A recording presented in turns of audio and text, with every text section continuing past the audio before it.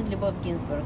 I am editorial assistant of the UN Chronicle, all digital flagship publication of the United Nations. Today, we are going to talk about one of the greatest environment threats of our times, plastic pollution. To have a closer look at this global environmental challenge and to better understand its threat to our well-being and to the future of our planet, we have invited Aditya Mukarji, a 15-year-old climate activist and celebrated eco-warrior from India, who began his crusade against plastic pollution over a year ago. Thanks to his efforts, almost 25 million plastic straws were removed from the environment. Aditya, thank you so very much for coming here, for finding the time in your busy schedule. Welcome. Thank you. I'm extremely grateful for being given this opportunity to come here for this interview with the UN Chronicle. My first question is naturally, what have brought you to this path of environment and climate activism? How did it all start? What motivated you? What motivated your initiative? I wish there was only one simple answer to it. It should have been serendipity, but unfortunately it was listening to the problems of waste management in India during conversations with my mentor and guru, Ms. Bharti Chaturvedi, who is the director and founder of Chintan, which is a climate research and action group based in India.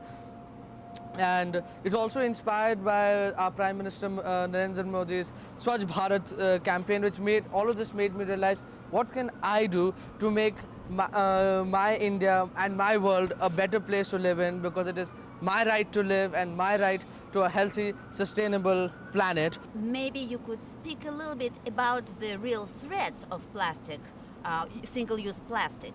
What are they? Why is it so important to raise the awareness, to persuade people to replace single-use plastic with eco-friendly alternatives?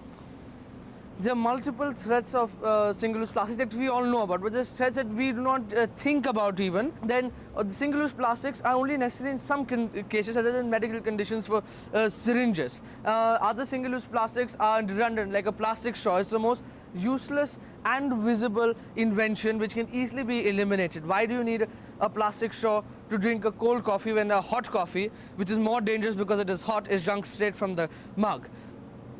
Then it is increasingly important because by producing more plastics, we're causing oil companies to extract more petroleum, which has an overall negative impact on the environment. So in the spirit of the environment, one problem will lead to another and leads to another. Therefore, it is becoming increasingly important to eliminate all single-use plastics except those for medicinal purposes. So BBC News reported that you started when you were only 13. That 13-year-old boy was going around cafes, restaurants, trying to persuade businesses to replace the single-use plastic straws with eco-friendly alternatives. So how did people react? What did they say? And what were your arguments when you tried to approach them? I went to the people in the hospitality sector, which were very open and wanted to change and happily listen to my viewpoint. My argument put forth was, you guys are old and now, your lives are spent. We, the younger generation, have to ensure a sustainable planet for our living. Can you not do something as little as change to paper straw, not to give a straw at all, just to help, if not me, then your children and your grandchildren, to ensure the safety of their future and the safety of their future generations. And this went down very well with most of the establishments I visited. So you actually saw the results? Yes, I've seen the results, and I've been able to eliminate 25 million plastic straws over the span of 1 year, with a few million other single-use plastics such as takeaway boxes, plastic bags, cutlery, etc. That's very impressive. You mentioned paper straws. What are the eco-friendly alternatives you were advocating for? The paper straws are made out of recycled paper, hence it is not directly cutting of trees. Then there are also bamboo and metal straws. So metal straws are generally not preferred because the extreme hygiene conditions required for the upkeep. And the best, as per me, is not to give a straw at all. Other eco-friendly alternatives when I go to hospitality sector is to use. So in India we get called areca nut Arecanut is grown typically in the southern parts of India. We make plates and cutlery and boxes out of that, and that can be used. There are also PLA, which is not generally preferred, but it's a lesser evil to plastics. Then the various other, such as non-plastic lined paper cups, proper cloth bags made out of hosiery material, and not the woven ones that we find in India, because in those ones have the fibers coated with plastics.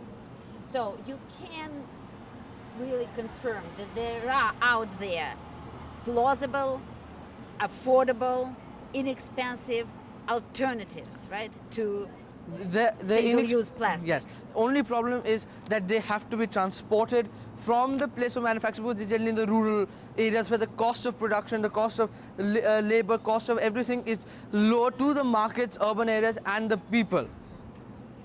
And the same source mentioned that you are also in support of climate strikes. We all heard about the big global Friday strike in which millions of young people took part. Were you here in New York that past Friday? Yes, I was grateful to be part of the climate strike in New York at Foley Square, and the entire being part of the enthusiasm and the spirit of wanting change renewed my spirit for climate change, and made me hopeful of the fact that I'm not alone in my resolve to try and protect the climate. There are millions of youth standing with me, advocating the same in their respective countries as well. And did you make any friends? I made several friends. I cannot name them, but I was awed by the fact that all of them were working to try and save the environment in whatever little way possible that they could contribute, because I believe that no change, how matter big or small it is, can ever be, can always be positive for the environment.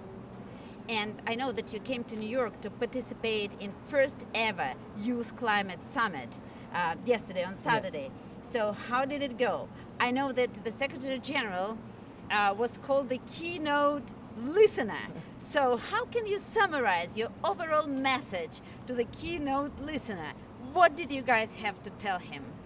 What the youth in one voice spoke was against oil companies and wanted strict change in government policies to eliminate single-use plastics and take action for all other contributors to pollution. And I had the privilege to speak to him on the side, and I propagated the idea of a club of 500, which is and the main members would be the participating youth of the first ever Youth Climate Action Summit, with the Secretary General being the chairman of the committee, and the UN General Assembly being our special patrons. And I thought this should be a good youth committee on climate change, and that we could then move to our respective countries. And the UN Secretary General was delighted by this idea, and he's told me to flesh it out, come out with a detailed plan, and email him.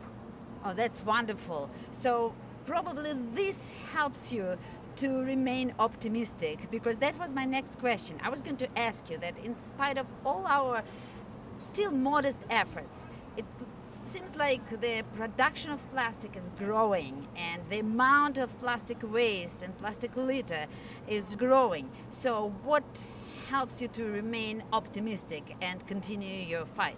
What helps me remain optimistic is a hope for a brighter future. I don't look at climate change as saying the world's going to end. I am looking at climate change saying the youth are advocating, and now we can make a change to save the world. And the other thing was looking at the combined spirit of change and support at the Youth Climate Summit. It renewed my hope, and also gave me strength to believe that I was not alone in my crusade to try and save the environment.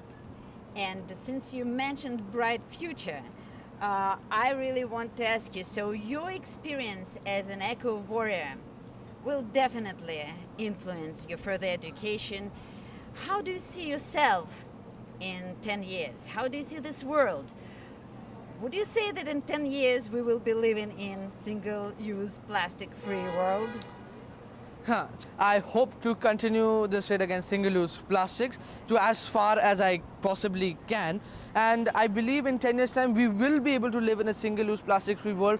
That is, if all the governments which already have these national and state policies to ban single-use plastics actually enforce these bans and the other countries follow suit and make laws and enforce them, because making laws is important but enforcing them is equally important. And if all of this is done, I'm 100% sure that we will be able to live in a more sustainable planet with a more sustainable future.